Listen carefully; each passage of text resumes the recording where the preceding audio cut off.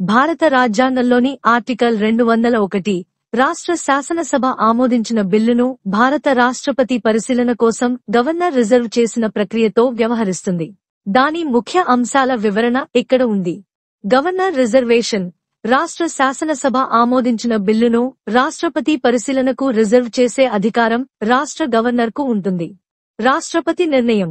Reserve చేయబడిన బిల్లును స్వీకరించిన తర్వాత రాష్ట్రపతికి 2 ఎంపికలు ఉన్నాయి: బిల్లుకు అంగీకరించడం లేదా దాని నుండి సమ్మతిని నిలిపివేయడం. నాన్మనీ బిల్లుల నిబంధన. రిజర్వ్ చేయబడిన బిల్లు మనీ బిల్లు కానట్లయితే, ప్రధానంగా పన్నులు లేదా ప్రభుత్వ వ్యయానికి సంబంధించిన బిల్లు అయితే రాష్ట్రపతికి అదనపు ఎంపిక ఉంటుంది. బిల్లుపై నేరుగా నిర్ణయం తీసుకునే బదులు సందేశంతో పాటు బిల్లును రాష్ట్ర శాసనసభకు తిరిగి పంపమని రాష్ట్రపతి గవర్నర్ను ఆదేశించవచ్చు. ఈ సందేశం రాజ్యాంగంలోని ఆర్టికల్ 200లోని మొదటి నిబంధనలో పేర్కొన్న సందేశాన్ని పోలి ఉంటుంది. రాష్ట్ర శాసనసభ ద్వారా పునఃపరిశీలన.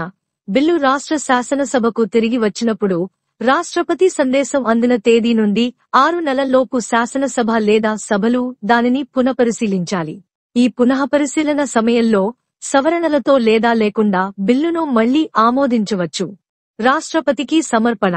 బిల్లును రాష్ట్ర శాసనసభ మళ్లీ ఆమోదించినట్లయితే దానిని పునఃపరిశీలన కోసం రాష్ట్రపతికి సమర్పించాలి.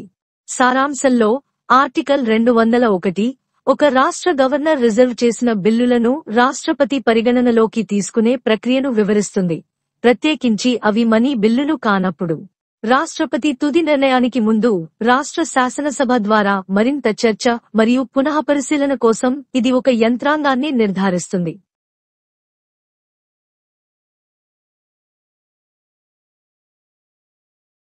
భారత సంవిధానము.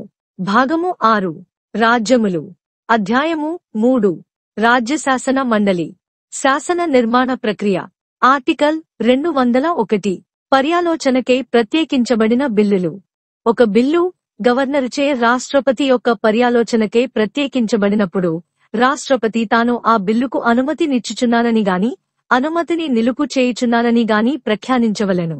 అయితే ఆ బిల్లు ధనసంబంధమైన బిల్లు కాని ఎడల ఆ బిల్లును 200వ అనుచ్ఛేదము యొక్క మొదటి వినాయింపులో పేర్కొనబడిన సందేశముతో సహా ఆ రాజ్య శాసనమండలికి చెందిన సందర్భానుసారముగా సదనములకుగాని త్రిప్పి పంపవలెనని రాష్ట్రపతి గవర్నరును ఆదేశించవచ్చును.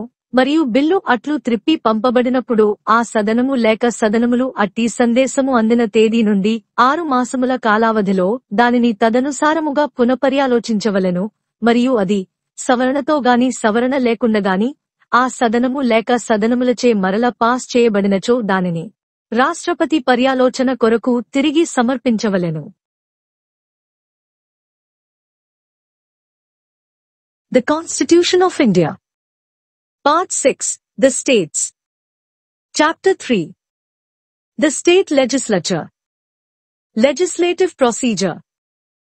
Article 201. Bills reserved for consideration.